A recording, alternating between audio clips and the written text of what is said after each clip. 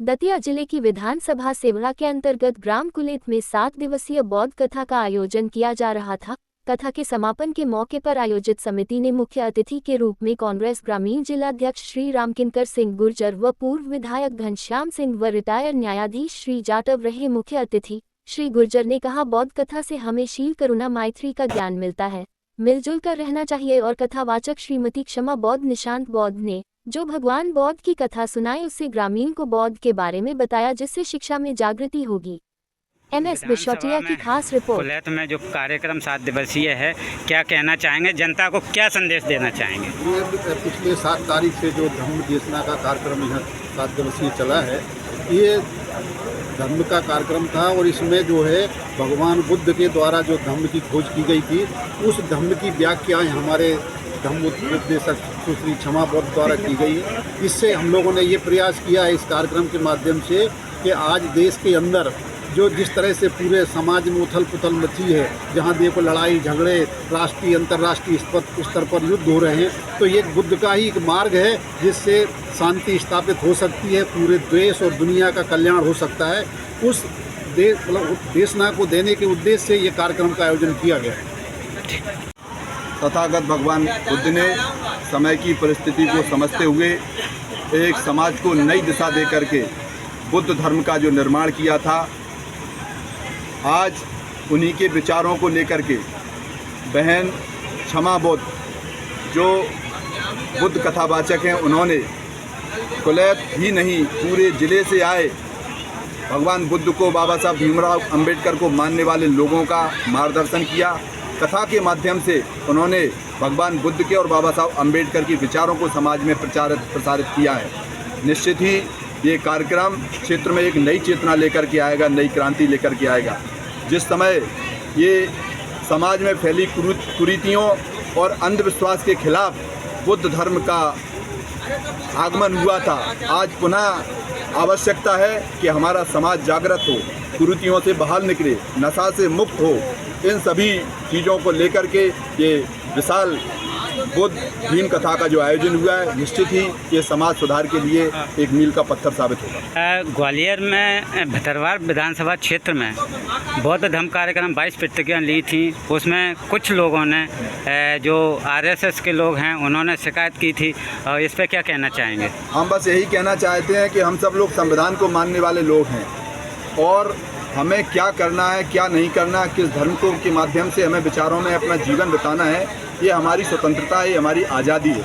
इसमें किसी का कोई दबाव नहीं है, तो हम सब आज़ाद हैं। नहीं, उसमें तो कहना था कि बौद्ध धर्म का ग्रहण किया है, बौद्ध धर्म ग्रहण किया है लोगों ने 22। हाँ, तो सभी तो हिंदू पे अटैक हुआ ना? नहीं, ये हम तो ये कहेंगे कि बुद्ध धर्म सभी लोग मानते हैं, बुद्ध धर्म के जो विचार हैं हम भी मानते हैं, इसीलिए आज इस कार्यक्रम में हम शामिल हुए और सबको बुद्ध धर्म मानना चाहिए, इसमें कोई बुराई नहीं है, सबको आज़ादी। तो आप सनातनी हैं कि बौद्ध धर्म है? आप सनातनी हैं कि बौद्ध धर्म के? हम सारे धर्मों का सम्मान करते हैं। हम कांग्रेस पार्टी के जिला अध्यक्ष हैं और कांग्रेस पार्टी सबकी समानता में विश्वास रखने वाली पार्टी है। ये सभी धर्म को समानता देती है, सब धर्मों का सम्मान करती है। यही हमारे विचार हैं। हमारे पूजनीय महात्मा गांधी जी के, पंडित जवाहरलाल नेहरू जी के जो विचार हैं, हमारी पार्टी की जो विचारधारा है, वो सभी धर्मों को समान मानने वाली विचारधारा है। वो सब कुछ छोड़कर जन कल्याण के लिए, ईश्वर का धर्म का मार्ग बताने के लिए कि कैसे आदमी स्वयं को समझ कर सकता है, कैसे मोक्ष प्राप्त कर सकता है, ये सब बातों को देखने को गए। और उनका मूल रूप से हम देखें तो हमारा जो परंपरागत हिंदू धर्म था, सनातन हिंदू धर्म, उसमें बहुत बुराइयाँ, बहुत कुरीतियाँ आ गई थी। उसके खिलाफ एक तरह से विद्रोह था। हिंदू धर्म में छोटी छोटी बातों को तमाम लोग रखते हुए कुछ भी करो, बात पर व्यक्ति से पैसा खर्च कराया जाता था। धर्म के नाम पर बहुत सारी कुरीतियाँ थी, उनका वर्णन करेंगे तो कभी बात आपने सब सुना होगा। लेकिन उन सबको से दूर हटके एक नई लाइन शुरू हो, एक नया मार्ग शुरू हो, जिसमें सिंपल बात रखी। भगवान गौतम बुद्ध की सबसे बड़ी बात यह है कि धर्म में ज़्यादा तोड़ मरोड़ और ये सब नहीं था, बारीकियाँ नहीं, सीधी सीधी बात। आप ईमानदार रहो, सच बोलो, अहिंसा में विश्वास रखो, ये ऐसी बात है। सदाचरण करो, एक दूसरे के प्रति प्रेम हो, तो उनका समापन इसी तरह हो सकता है, मुझे देखा। और यही सबसे बड़ी चीज़ है। उनमें कहीं ईश्वर कैसा है, ईश्वर की भक्ति कैसे करो, कैसे क्या करना, ये चीजें उन्होंने नहीं बताई। अपने आप को सुधारो और सादा जीवन व्यक्त करो, इंसाफ, प्रेम, मोहब्बत, प्यार करो, चुगली न करो।